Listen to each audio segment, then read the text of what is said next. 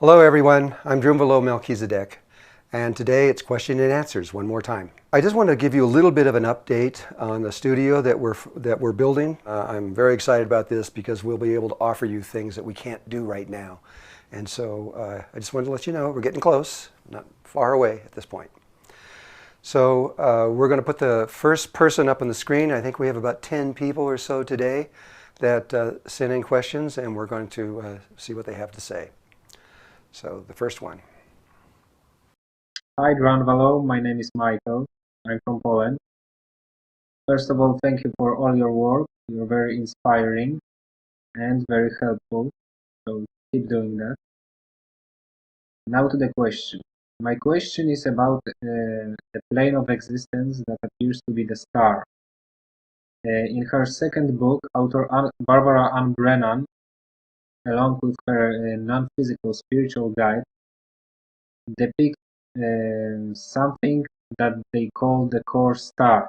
Whatever you know about this, whatever are your experiences, please share and give as much details as you can. Thank you very much. I hope you can answer this question. Keep doing what you're doing. Okay, Michael, thank you. The idea of a central star that is connected to our essence is old, and there's many concepts and ideas around this.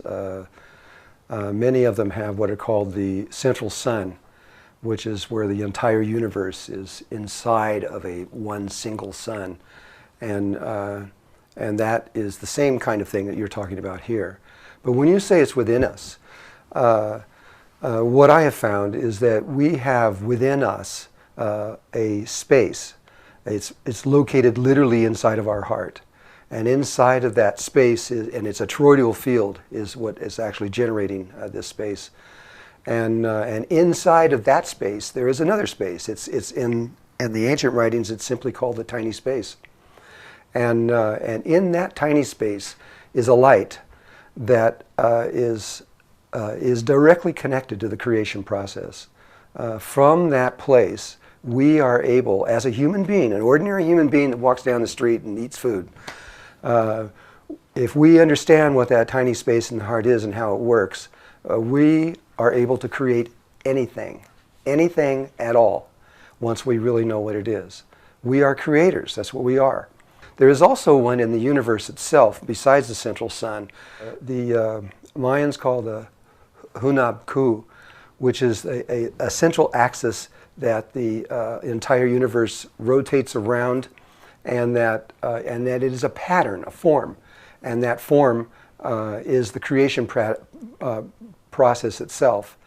And we never believed them for a long time, because I mean they knew this for thousands and thousands of years, but we as science, the United States, recently, about 10 years ago, discovered that there is an axis running through everything, all of life, all stars.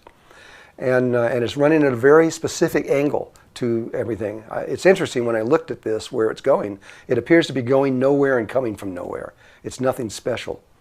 But it is the center, everything that's created is rotating around this central axis. And science has found that if you shoot light down that axis, or in that parallel axis to that axis of everything, light moves at a different speed. It's actually different. But the Mayans say that it is the pattern that axis is created from, that every single thing in existence reflects that pattern that's in the Hunab Ku. And so these are different words to talk about the same kind of thing. Yes, we are eternal. We are never going to die. We have always existed. We always will exist, and there will never be a time when we don't exist. And we're immortal already, whether we know it or not. And so that star is probably about the most I can say about that right now. However, I want to say, you said Barbara Ann Brennan, and it was probably either Barbara Brennan or Barbara Ann Clow, one of those two. I'm not sure which one you were talking about. Okay, thank you, Michael. Can we have the next question? See what that is. Hello, Drunvalo. First, I'd like to say thank you so much for all the work you're doing. I'm a big fan, and what I like most, I think, is that you have this childlike enthusiasm that is refreshing to me that other teachers maybe do not have. So thank you for that. I have a few quick questions. One, maybe you could clarify. At one point, you said that those who have not developed their Merkaba when the change happens will quickly be taught on the other side. And another time, you said that they would go into an unconscious state for a while. Maybe you could give some clarification on that. Two, you mentioned that you've been on this planet twice. Maybe it would be helpful to us, if appropriate, if you could share why you came back. Was there lessons you did not learn that maybe we could learn from as well? Or did you just come back to help as you are doing so well? The third question I have is in some Virginia Essene material. She mentioned that in 1972, dark forces had reprogrammed our sun already, and light forces had to step in and create a hologram around the planet. Is there any truth to this? And does this mean, if it's true, does this mean that change has already taken place? We're just being shielded from it somehow until we're ready. Thank you very much for your answers. I appreciate all your work, and hope to see you soon sometime. All right. All right, the first question you asked, which was about those people that had not developed their Merkaba, what happens to them when the ascension process begins. Life already knows that most people are not going to be able to make this. I'm not even trying to reach every person on the world. My instructions were only reach certain people in the world, because it's those people that will make it through and in a different way than everybody else, and that's an important thing to do. But most people are simply going to die, but usually what happens is when they die, they go to the fourth dimension, and then they have to recycle and come back here because they didn't leave with their Merkaba and they didn't die consciously, and so they have to do it over again. They keep doing that until they get it right, and you get a different body each time you do this. But you were referring to what you said. Both things are correct. What happens is they're going to go over there, and they're going to go into the 10th overtone of the fourth dimension, and they're going to wait there for a while until everybody has been collected on the other side. And at which point, then there will be people that will come in and teach them what they need to know, and we'll go on from there. I'll say it again, there's no one that's going to be hurt in this. You can't be. I mean, so there's really no reason for fear. You might get a little nervous or stuff like that, but it's okay. I mean, we're going to be fine through this. The next question was talking about me being here on this planet twice. I haven't talked about that too many times. Usually I only say I've been here once. The second time I came here, I arrived in 1840. I joined the human race in 1850. I was born into a body normally. Then I died from that in 1890. Then I came back in 1972 and walked into this body, and I've been in it ever since.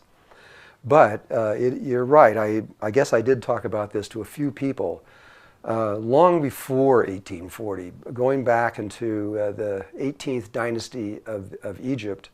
Thoth and his wife Shizat were having a problem. This is actually in the 17th dynasty, excuse me. It's right before the 18th dynasty took place, and it was toward the end of the 17th dynasty. And Shizat knew that the way they were going, which was basically they had all these 42 gods, and they instead of there being one God, which is what the truth is, there's just one spirit that runs through everything. They had 42, and 42 plus 2, I believe. And they realized that if that continued out in the way that it was going, the world would never understand or know that there was only one God. And it's essential that you know that before you begin ascension, or you can't. You won't have the right concept that will fit the reality. And so they decided to call upon the Melchizedek consciousness. This is Alpha and Omega order in Melchizedek here on earth. And that to see if there was an answer that they could have as to how to proceed in this. And so I came, not in physical form, but you might say from modern day terms, I was remote viewing. And I did it through Shizat's body. So I was looking through her eyes and seeing what she was seeing. And I stayed with her for, I don't remember, probably 2 or 3 years to look at the situation and see what it was. And then came back to her and gave recommendations that they do what they did, which they brought forth one of the 32 members of the Syrian family, which was Akhenaten, and for him to promote that there was only one God. It was a very simple way. He used the sun as the symbol of the unity of all life, and he tried his best to put that idea across to the world. It didn't take hold. He only lived for 17 and a half years, and everything was ripped down and torn, and they went back to the old way. And so we had a short window of time where we could alter things in such a way that now we wouldn't have quite as much complex problems that we have. But unfortunately, we're going through all the complex problems. And so it's just life. We're going to be fine. So that's the story on that. Now, the third question. You asked about Virginia saying that there was that she said that there was the dark side had created a hologram around the planet. Well, Virginia evidently didn't really know all the truth. Yes, there was a hologram put around the earth, but it was not the dark side. It was our Father, literally, the male side of the human race that created us. And it was the Syrian race. And they came in here and they analyzed how to solve what the problem was, just so you know, is that our sun was moving at that moment from a hydrogen sun into a helium sun. It only happens once in the life of a sun. And so stars have different kinds of lives. They move from a hydrogen sun, which right now we're roughly 5 billion years old. And it's been hydrogen ever since then. That's 3 hydrogen atoms coming together and forming helium. That helium builds up. It finally gets to a place where the concentration is deep enough and it ignites. And it ignited in 1972. Bell Labs were blown away by what they saw because they'd never seen anything like it before. And what happened was an expansion of the sun as that helium explosion took place, which is 2 hydrogen atoms come together and form helium. Then 3 helium atoms come together and form carbon. And it starts to become a carbon star. And we just happened to be alive when that took place. But the thing is that normally when a race is at that particular stage, they are prepared on levels that we are not prepared on now to be able to take care of themselves. Even though the sun actually expanded beyond the earth, we are inside of the sun right now. I know this is crazy sounding by any scientists out there that that's true, but the reason they don't know it is because of what the Syrians did. They created a hologram around the earth, a very specific one. We know exactly how they did it. It's a very complex system, but and it required an entire spaceship that was 50 miles long to do it. And it's still sitting out there, out beyond the moon. And so in order to get us to survive this, what they did is they created a hologram that was a very special nature. It was one that protected us from this intense heat and power that was coming around us. And at the same time, it was able to program the reality as though nothing took place. And it was beautiful what they did. And we're still under that. And though they are not controlling it anymore, they were controlling the events in our lives for a few years to get everything going, and then they released it. And we're now controlling our own lives again. But it worked. It actually did work. And we're about to realize that is about to be turned off pretty soon, of which we're going to be on our own. We will have to deal with this expanded sun. The American Indians knew this a long time ago, and they talked about this in their prophecies. But for them, when they're looking at it, they don't see that it ever happened.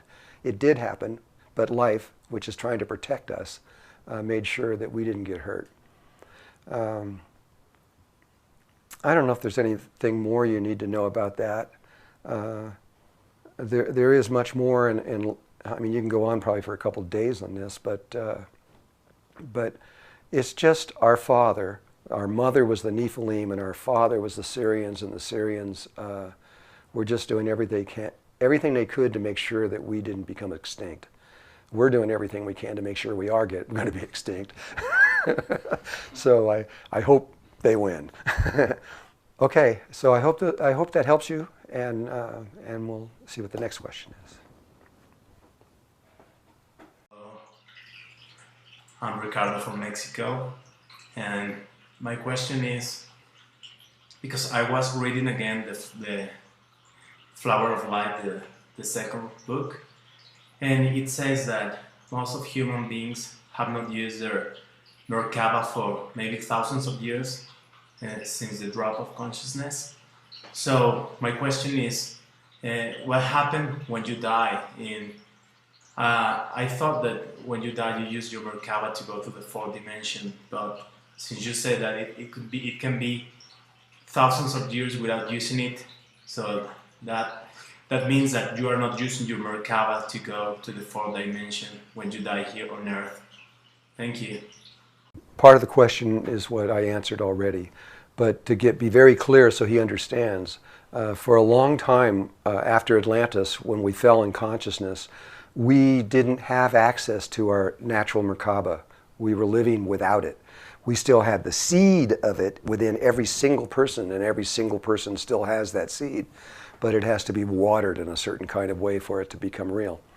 While they didn't have that Merkaba, it was very, very difficult for anybody to die consciously. And so everybody, almost everyone, was dying, and without it, going to the fourth dimension, to the 10th overtone, spending a little bit of time there, and then have it being forced to come back here and get another body and start over again, hoping that you would know how to die consciously, which requires a Merkaba and the understanding that you have to bring your body with you. And so he's right on both levels. We didn't do it for a long time, and now people are starting to do this. And so the ascension process is going a lot faster now.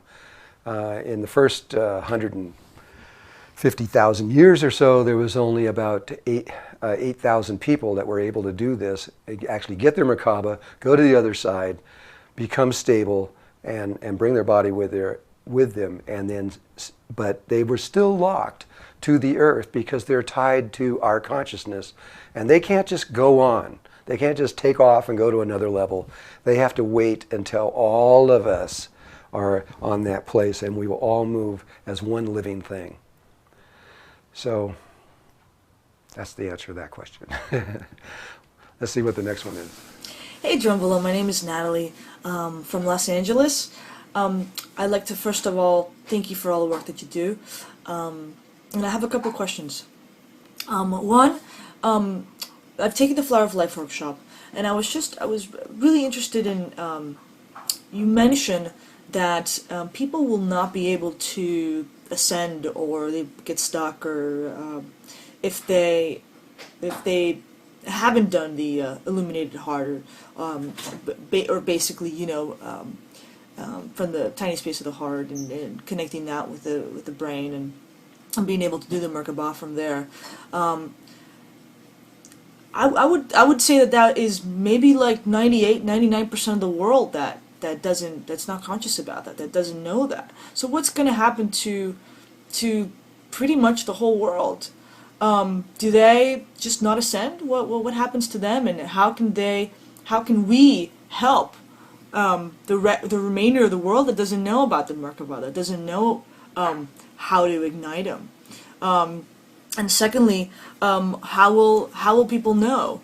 Will people automatically know? I know you mentioned in the audio that you have that people will automatically remember. Is this for everybody? Because if it's for everybody, then I would assume that if everybody's remembering, that they would remember that, hey, I have a Merkaba, and I need to ignite it right now so I can ascend. This is all so familiar to me. But it seems like and correct me if I'm wrong, that people need to take these workshops in order to, or know about resurrection or ascension to ascend. And so those are my two questions. I hope that you would be able to answer them. I think if anybody, you definitely will be. And thank you so much for your work again. Love and light. Okay, well, Natalie, I answered part of that already. But just to get a little bit more clarity on this, you said maybe they should take your workshops. They don't need to take my workshop. I don't want to put myself out of business, but they don't have to. You only need to take the workshop if you really feel you need to. If you're one of those people that are supposed to be involved in ascension directly, then yes, I can help you. But if you're not, if it's like your parents and everything else that aren't interested, don't care, they're into other things, that's all right too. It's hard to understand, but life is perfect. There are no problems. There's no mistakes. Everything is just flawless. And so certain people are going to go through ascension. Certain people are going to go through resurrection, which will be mostly Christians probably. And certain people are just going to die. And it isn't any better which one you do. You have to understand the universe, what they're doing. The universe creates zillions of these universes. This is just one of untold numbers of them. And what they do is they create them in such a way so life can come in and experience it and what it's going to be like.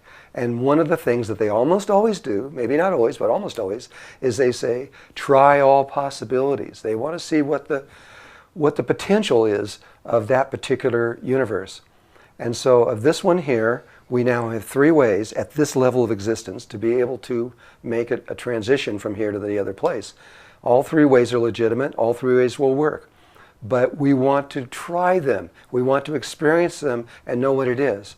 And so that's why some people are going to do this and some aren't. Do not feel bad for anybody else that if they don't understand what you're doing or don't know what you're talking about, it's okay. Don't worry about it. You just follow your own heart and learn what you know you need to know and do what you have to do. And you don't have to worry about anybody else. Really, God is going to take care of everything. So I hope I answered your question, I think. Hello, Drunvalo. My name is Rahasia, and my wife Dara and I, we publish a magazine here in Northern California. We would like to ask this question.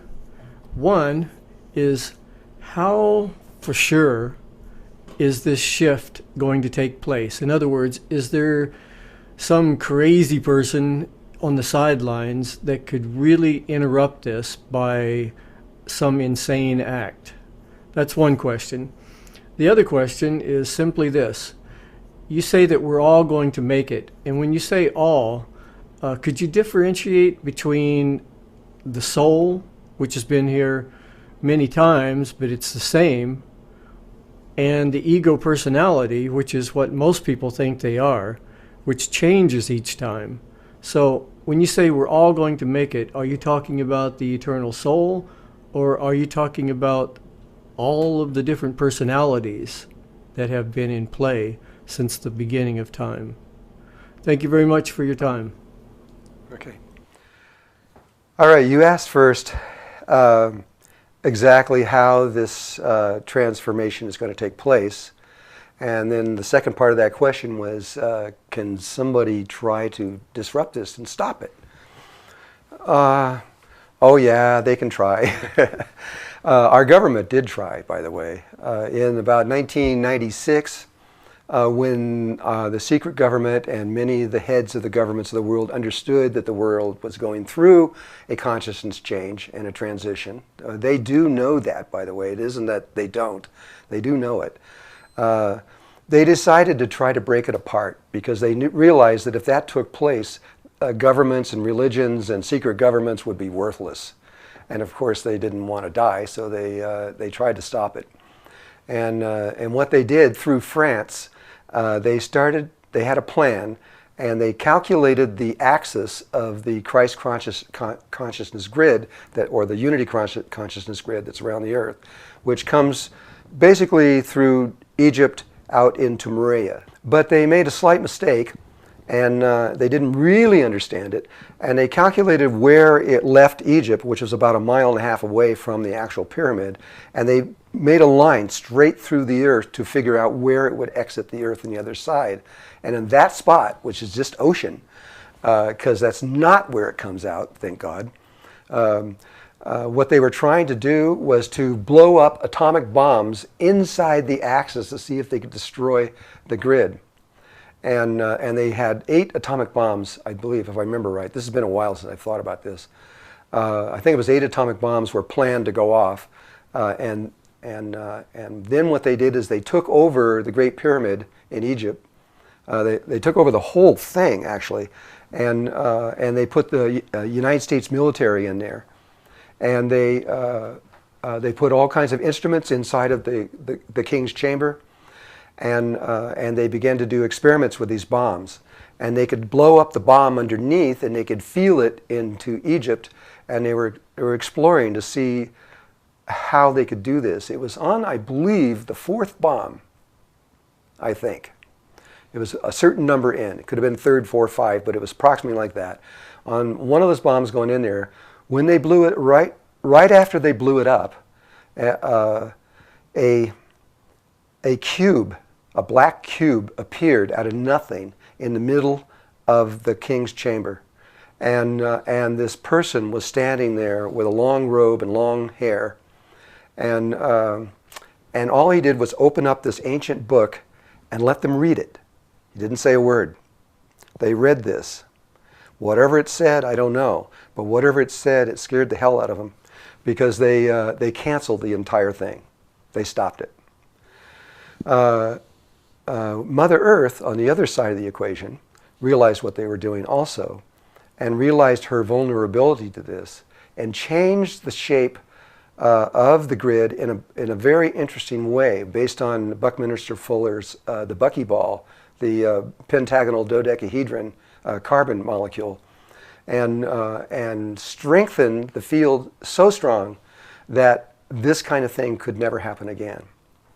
And so, yeah, it's the game of the polarity. You know, they're just the dark side is just as important as the light side. We are fulfilling our purpose through the dark and the light, and at any rate, it didn't work.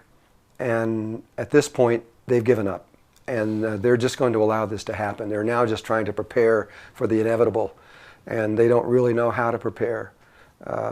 It all has to do with your heart, and so if you don't have a heart, it's pretty hard to do it. So life will work with them. Life will find a way for them to get through all of this, but it's not our responsibility right now. Right now, we have to focus on ourselves and be able to make this transition. It's coming at us fast, and we really have to do this, and we will do this. You asked about the people, what happens to them in terms of when they left and resurrected. Was this their personality, ego part that is surviving on the other side, or is this their soul, their essence? First of all, people have different ideas about the word soul. The connotations for that are different all around the world. And so many people say spirit instead of soul, and they mean the same thing. And some people, when they say soul, they're really talking about the soul groups, which we travel in groups as we move around the universe, usually on an average of about 32 people. And we move around like little bubbles with all our people in it, and we go to a planet, and then we mix it, we shuffle the deck up, and one becomes the mother and the father and the child, and then it gets moved around. We do this for experience. Well, the ego aspect is the soul's part. It's the soul's research in that world. They are researching different ways of being in that world. We actually have 8 ego personalities associated with every single person, though we don't know this, but we do. We have 4 males and 4 females. If you read the I Ching, you'll see it's made of the mother, father, 3 sons, and 3 daughters. They got it right. And so did the Egyptians when they talked about the same thing, there being 4 males and 4 females that are associated with our personality aspect. Our personality is definitely simply research. It does not survive except as memory. And as memory, we have total memory of those lives and what they were like, both as male and as female and as old males and young females, etc., in all the various ways. And we have that, and that memory comes with us, with the soul, as a memory bank. And but it isn't what survives. In what really survives is the soul itself, which is eternal, forever. Never, ever will it die, and it will keep going. And so, I hope that answered you. What makes it through an ascension this time is the soul, but the soul is going to take the body, and it will probably develop a new set of personalities on the 4th dimension. But even those personalities are going to be short-lived because we're going to be leaving there really quickly. Okay, next one. Hello, Drunvalo. My name is Ara. I'm from Belarus. I have 2 questions. The first question is about, in one of your interviews, you told the story of a man who was allowed to collect all the prophecies from indigenous people of America. And what he discovered was that they all tell a story of 3 waves of people leaving Earth prior to mass ascension. And there will be people who are not compatible with ascension. The first wave will be the biggest one. They will die from something natural, something very big, and something very rapid. The second one is smaller, but they will know that they need to leave. They will prepare for this, and they will know about it, and they will be okay. And the third one is the smallest. It will be about 1 million people, and according to the story, they will become one entity. They will somehow unite and become one, and the rest will ascend. What can you tell about this story now? Has something changed? And the second question is, you told that this universe was created by Metatron. He is the spirit who created this universe, and it is based on a principle of sphere. Can you tell about other universes? On what principles are they based? What is the connection between the universes? How much can we know about another universe? Can you tell more about it? Thank you. Okay. The first question that you asked about is the Native American prophecies. There are 555 tribes in the United States, which is interesting because it's the number of unity consciousness in Christ. And the man's name was Harley Swift Deer. Harley Swift Deer was native, and he decided on his own to go around to, he didn't go around to every single one of these tribes, but he went around to a lot of them.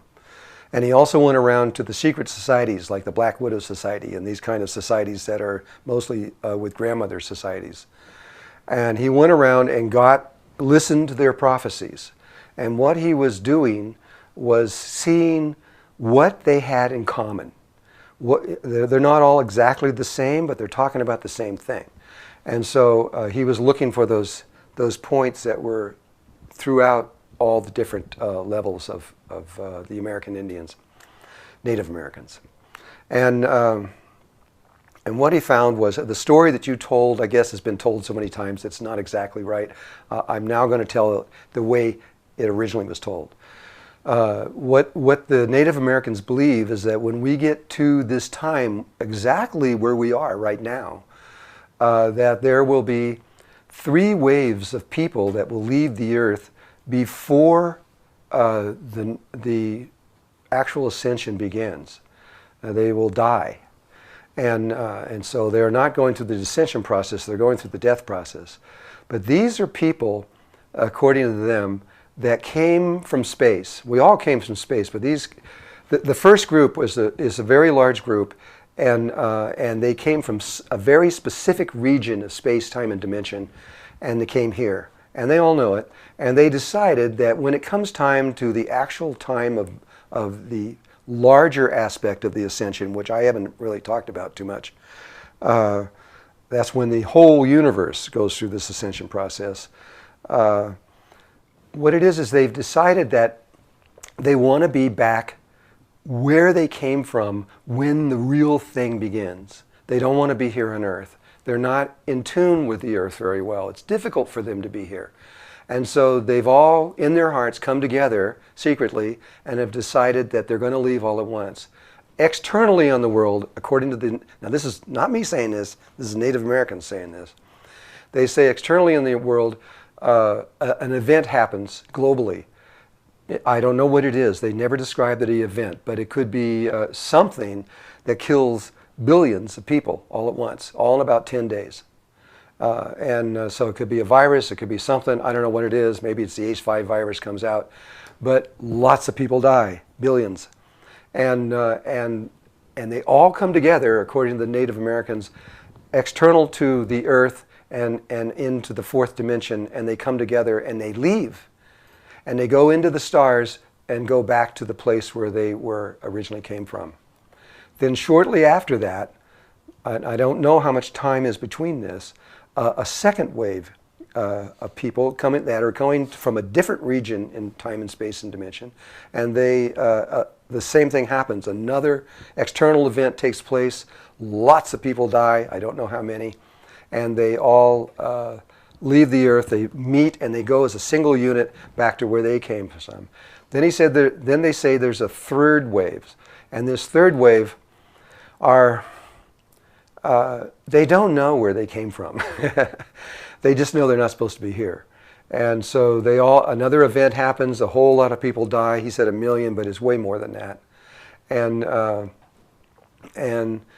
those people, the Native Americans call them hitchhikers. They all start going through the cosmos, but they don't know where they're going. They're searching for their home. And they leave. And what's left, and this is where he probably came up with that 1 million people, there's a small number of people that's left on Earth. I don't know what that number is, but I think it's more than 1 million. I think it's more like 100 million. But I don't know. And that small number of people, and this is still part of the prophecy, the people that are left over after all these 3 huge catastrophes takes place, they are the ones that are in their hearts.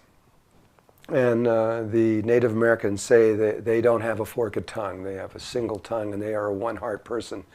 And they all come together in their hearts as one living being. And we no longer have an ego in the sense that we do now, but we become like cells in our body.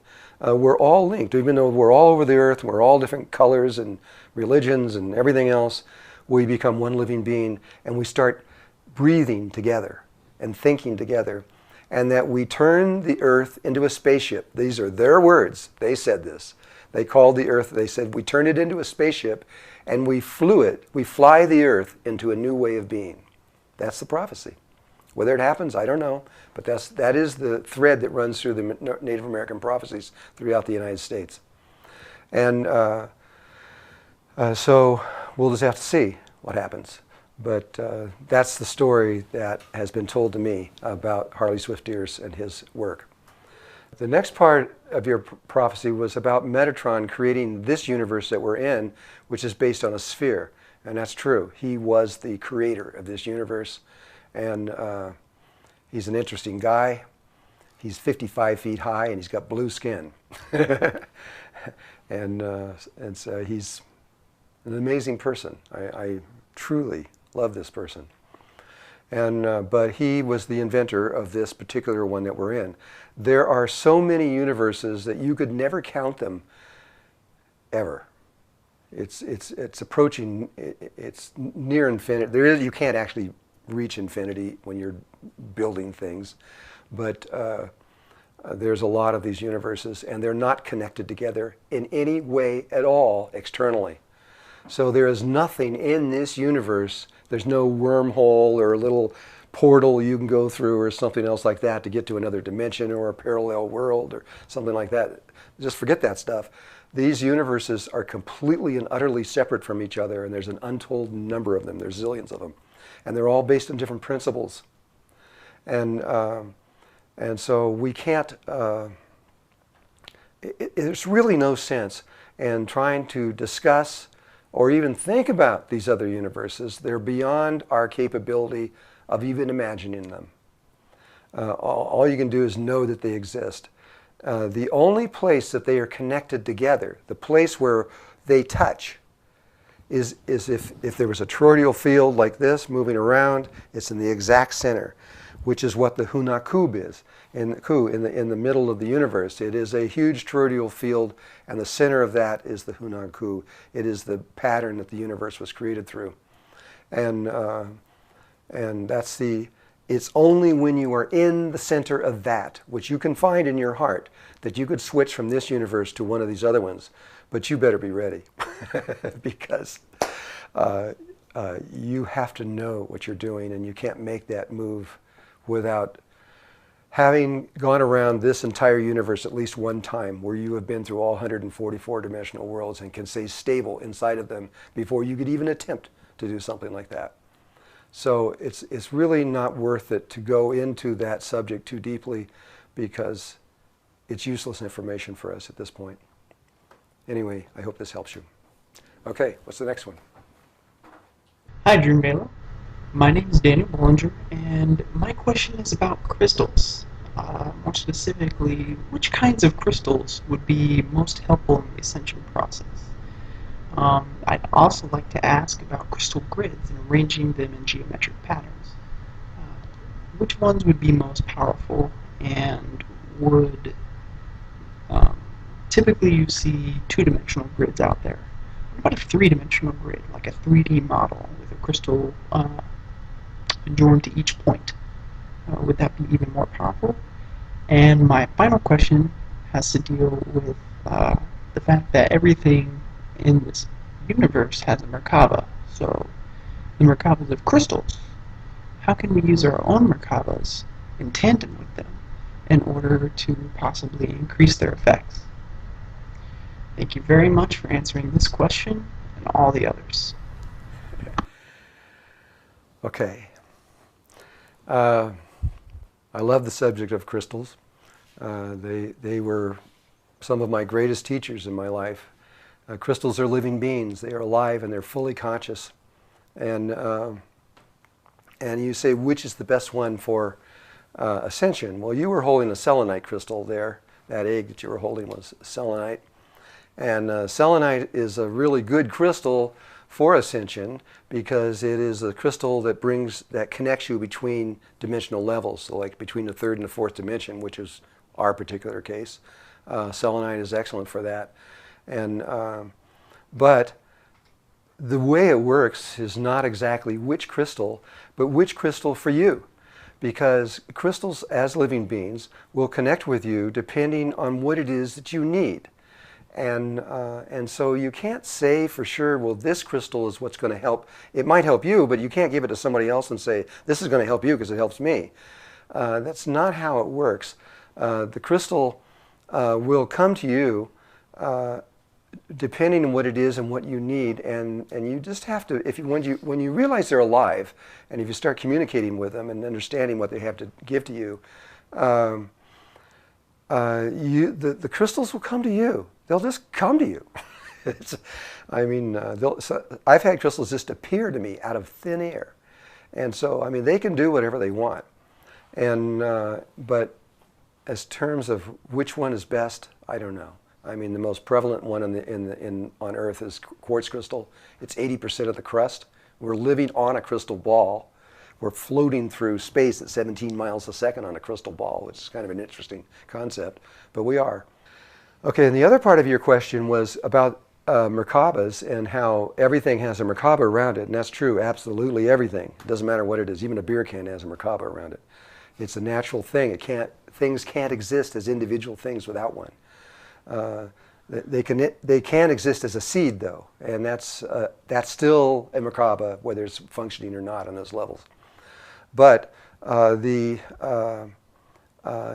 you can use your Merkaba to connect to a crystal and to connect to that crystal's Merkaba and use it to communicate through. And your communication can get extremely good doing that procedure. There are other ways of doing it, but that's a real good one. And so I suggest you try it and see what it's like. Crystals are excellent teachers, like I said. If you want to learn things, you can learn more from crystals than you can from human beings. Crystals and dolphins, really. Those two things are excellent teachers. Okay, next question. Hi, Drunvalo. My name's Kirsty. I'm from Vancouver, BC. I just wanted to ask you if you knew anything about a blue light. I've heard you speak about it before. Blue School of Remembering, the Blue Star Cochina, lots of other blue ray, blue light stuff. When I was 16 years old, I was out of the blue, I was hit by a very strong beam of energy. And it was so strong, I thought that I could die. It was really intense. And when I came to, a person next to me said that they had seen a blue light come out of the sky and hit me on the head, which was very interesting. It was exciting, but I didn't know what it was. And then years later, right now, I'm studying past life regression and trying to awaken a lot of my past life memories. And one of my memories is from a life that was particularly painful. It was probably one of the most traumatic past lives that I've had. And when I died and crossed over, I didn't want to come back. There was no way I was going back to this planet. It was too painful, too scary, too confusing. And it was clear that I wasn't going to get the healing that I needed in the place that I was at. So they, whoever they are, decided it was time to send me home to get healing. And wherever this was, I don't think it was Earth. All I remember about this place was that it was made of love. Everything there was loving. It was where my family was. Everything made sense there. I knew who I was. I knew why I came to Earth. And I also remember the color blue. That stands out really strongly to me, is the color blue. And of course, when I eventually did come back and reincarnated, I didn't remember, who I was, except for a knowing deep inside, of that I'm here for a purpose, and that it's good and that it's positive. But details kind of elude me on this particular one. And I've heard you speak about the blue light before, and I was wondering if you could elaborate. Thank you. And thank you again for doing these videos. I love them. I've watched them all, and I can't wait to your next one. Thank you. Okay. The blue light. Well, everything you described indicates to me that you are an indigo kid. And almost all the children that have arrived here on Earth since 1972, especially since about 1985, which is at that point was about 85 or 90% or something of all the kids coming in. It kept growing, but almost all the children now, for sure, are coming from a very specific area of time and space and dimension. It's not something we can see too well because it's too hidden by the dimensional levels of what is between us and them. But you guys responded to the call of the dolphins and the whales, which came in. The dolphins and the whales went to the central core of the galaxy and asked permission in our behalf for people to come here and to help us because we were going to die. Earth was not going to make it. And really, there was no hope. And so the dolphins and the whales, which are connected to us in ways that we don't really understand, they went on our behalf and got permission from the galaxy to allow certain people to come here. And it was from what is considered the indigo ray, the blue ray, where all these people came. Now, they're children here, but on that level, they were incredibly advanced people. pure light. They were very, very advanced, and they realized that we needed help. What you were to do was, just by your very spirit, by your just very essence of coming here to Earth, you were bringing in higher consciousness just by who you are. And that would raise the whole level of Earth. But we would need a lot of you to do that. And a lot of you responded. Hundreds and hundreds and hundreds, at this point, billions of people on Earth came from that area. But they were, and when they came here, it was, I believe it was Cryon. Wasn't it Cryon? Cryon, I think, was the one who first talked about the Indigo Kids. And what you were just talking about, I'm going to relay this kind of information because it's really very interesting. When Cryon was realizing that all these children were coming from the Indigo worlds, he had a website up, and he had a lot of people on this website, and he put up a question to the families, the people that had children, and he said to them, did your children ever say anything about coming from space or anything like that? That's all he said. He didn't say anything else. He got over 100,000 responses from parents that told an almost identical, almost exactly the same story. That the parents were saying that when the kids were about 4 or 5 years old, I think that was, I might be wrong in these ages, but I think that was about what it was. They're about 4 or 5 years old. They turned to their mom and dad and said, over and over and over, the same thing. You are not my parents. My real parents live on this star called whatever it was, and my mother and father's names, and they would remember the names, and I have brothers and sisters, and they would remember the brothers and sisters' names, and they said, that's my real parents, but I came down here to help. And of course, when a parent thinks that, they just think they're making it up. And everybody, of course, probably thinks they're making it up, except when you get 100,000 people saying exactly the same thing, that's no longer possible. That's statistically impossible. And so that was the first real proof that something was occurring on another level. And so this color blue, whatever it is about this color blue for the Indigo Kids is important. It's a frequency, and it's obviously important to you too. And again, remember, the very person who created this universe was Metatron, who was also blue. So even coming before the creation was the skin color of blue, which was connected to this level of existence. Okay, I hope that helps. I don't know. You know, before we go to the next person, Christy, I want to say one more thing to you, and this may help other people. You have this memory of being in another world, and you know that you came here for a reason and a purpose. The remembering of this reason and purpose for you coming here is really important to you as an individual.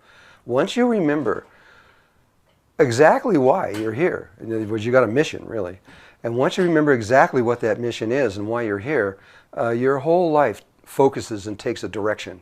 And so it's a good thing to remember how. Let me tell you where it's located in your body. Before you came here, so you knew that you would probably forget. We always do. And so what we do is we write it down. We record it. We record why we came here, where we came from, what for, why, what we're doing here, and everything else, so we don't forget. And it's recorded in the outer, in your heart space. There's 2 toroidal fields, one inside the other. The outer one is the first one you come into. It's called the sacred space of the heart. Learn how to get into there, and inside of there you will find that you have recorded everything you need to know right now. You don't need perfectly exactly what you need to know. It's recorded there. It may be written on a wall in a language you don't understand, and it's like a time lock. You will go up to that wall maybe 30 times and it won't mean anything, and suddenly you'll walk up it one day and you can read it perfectly, you remember, and you'll know. Or it might be in a crystal. A lot of us still use crystals, even always, to record information in, and it might be a crystal sitting there on a table or on the ground somewhere. You pick it up, you touch it, you hold it, you connect with it, and all of a sudden you remember why you came here and what for. There's lots of ways that people record things. However you did it, when the time is right, you've already planned that. You plan not only writing it down, but you plan the moment that you remember. And so the time will come when you will find your way into the sacred space of your heart, and you'll remember exactly what it is, why you're here, and what this whole thing is about. And so just to save you time, go there. Go to your sacred space of your heart. It'll save you a lot of time looking in book. It's not going to be in a book. It's not going to be in some cave somewhere. It's within you. That's where it is. And it's all there. And when you find it, and you read it, and you know it, trust it, believe it, go for it. Your life will become powerful. Very, very powerful. And Mother Earth and Father Sun want you to know, because every time somebody remembers who they are and why they're here, the whole world becomes a little more focused and ready for ascension. Okay, let's go to the next one. Hello, Drunvalo. My name is Larissa, and I'm from Southern California. I have a question for you today. I recently went to the Awakening the Illuminated Heart workshop, and I wanted to just tell you that it's the most beautiful thing that I've ever experienced. Thank you so much for that, putting that information out there for us to have. It's just, words cannot express how much I enjoyed going to that workshop. And I strongly recommend that everyone watching this video goes and checks out the workshop. You should go if you can. It's so beautiful. And okay, let me just get on to my question. My question is, what does it take for the reality in the tiny space and that sacred space of the heart to become as realistic as the 3D reality around us? Okay, thank you. Okay. That's a very subtle question. That's one that people all over the world are trying to understand. Once you know the sacred space of the heart and the tiny space of the heart, you are at the core of creation. Absolutely everything is there. The Akashic record is held within the sacred space, the outer one. Every single thing that's ever been said, or ever thought, or any action everything that's ever occurred is written down in there for the past, the present, and even the future. It's all there. So I mean, you really have something amazing within you. Inside of that is another toroidal field, which is the creation pattern. It's where everything that came into existence came into existence. And so she's asking, how can I make that space as real as this space? And that is the key of learning how to create. It takes time. For most people, it's like baby steps. You make something small. You create something small from within that space. And you see that you can do it. And when you do, it gives you confidence. And then you make something a little bigger, a little stronger. And you get stronger with your confidence. And you keep going, and you keep going. Eventually down that road, as you are practicing, as you are actually doing the work, you eventually come to this place where you realize the truth of it. And in that realization, there then becomes no difference between the inner tiny space of your heart and the external world. Everything in the external world came out of the tiny space of your heart. The tiny space of your heart is the same in every living thing in existence. It's the same space. And so all hearts in existence are connected together in that space. And so it just takes time. You have to keep going and keep going. And eventually you come to this place where you remember, and you remember your ancient memories start flowing in, and all that stuff starts happening, and then it's no longer even a question, is this real or not real? You know it is, and you know it's the key and the core to the entire universe. And it's within you, within inside of every single person. So you just have to keep going. You have to keep practicing. It's like a guitar or anything else. It just takes time until you really understand it and know it. Okay. I think that's the last one. That's the last one, you guys? I think it is. One more. Okay, got one more. Hi, I have a question related to spirit guides. Can you tell me how you personally were able to communicate with yours? And can you share useful ways to strengthen our connections with them? I personally have had dreams about animals that I consider to be some sort of spirit guides, but I would also like to learn how to make this happen consciously. Thank you. Okay. It's kind of related to the last question in a way. There are different ways of connecting to your spirit guides. Animals will sometimes become spirit guides. Usually somewhere in one of your lives you've saved an animal, and that animal loves you so much that they have stayed with you and trying to help you. If we all usually have something like that, but it isn't the kind of guides that you really need. You need ones that are more on the level that we're on. Sometimes, in certain areas of experience, the animal guides are very good, but there are other ones. To reach those, they happen in all kinds of ways. I mean, some people take a psychedelic and they end up with a spirit guide. There's a lot of things that can trigger the relationship between that. But the best way that I've ever discovered, again, is about the heart. If you go into the sacred space of the heart, and then you continue on until you find the tiny space of the heart, which is just usually this very small space that you can barely fit into most of the time.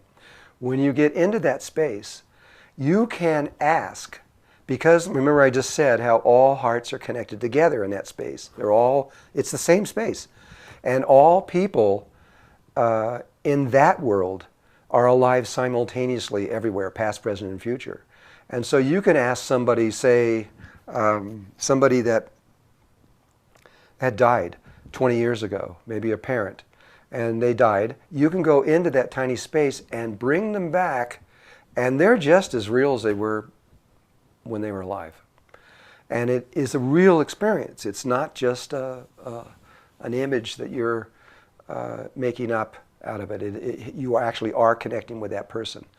And so you can communicate with them, you can talk to them just like they were, and they can tell you about where they are now and what's going on now, anything you want. But you can also ask for your higher self to come in.